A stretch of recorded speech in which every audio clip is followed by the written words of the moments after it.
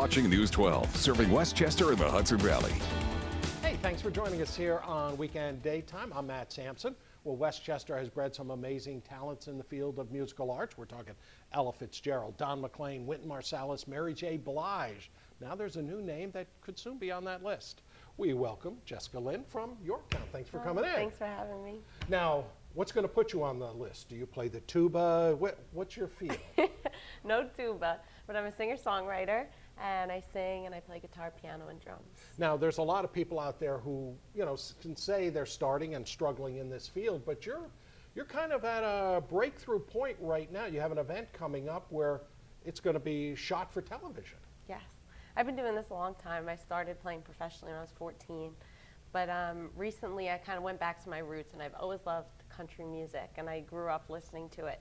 So I started writing all new country pop stuff in the last year and a half or so, and now we're shooting a television special at the winery at St. George. Yeah, the winery.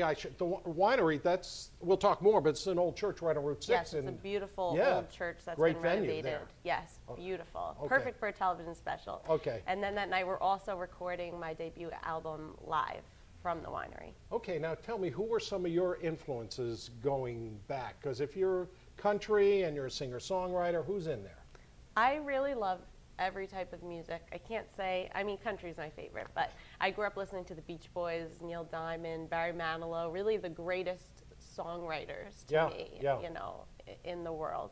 And then I just, rock influences. I love classic rock, and I really, there's a little piece of everything in my music, just because I do listen to everything. Okay, we're actually going to listen to some right now.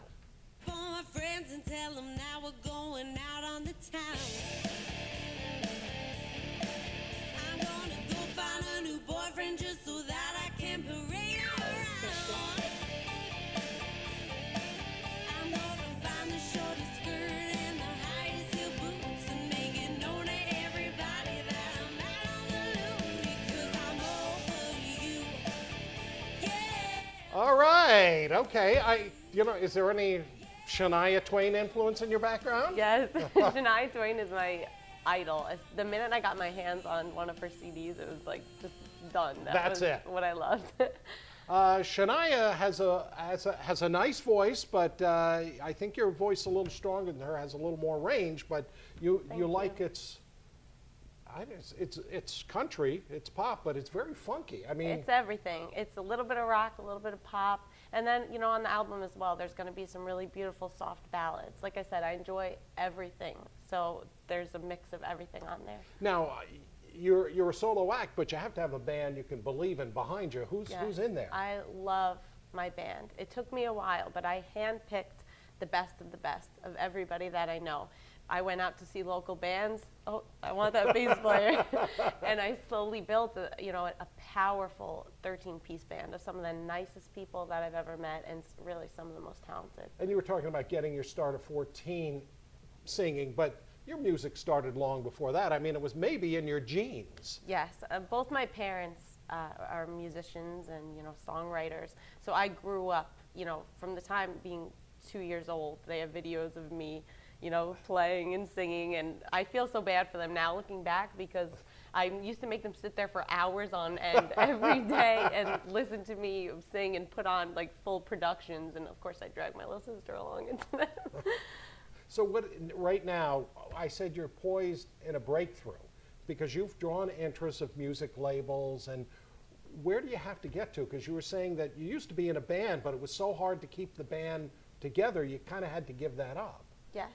I loved being in a band. Just the camaraderie that you have with a group of people like that, it's different than being a solo artist. But as I was getting older and kind of being more realistic with myself, I realized if I really, really want to do this, I have to just give it everything I got and really only rely on myself at this point and really go back to the music that I love, because a band is good for that rock and pop stuff, but when you're playing country, you need the fiddles, you need that big production. I just couldn't get it doing that. Now, at the winery, when they're on Route 6 right there, is that considered Lake Mayapack? I'm trying to think exactly where that area is. I believe it's Mohegan Lake. Mohegan Lake, that's what I'm saying. No, I said Mayapack. Forgive me. Now, if we're talking about that, when you set up in there, how big a band do you have space for? Because they're recording you live. Yes, they are.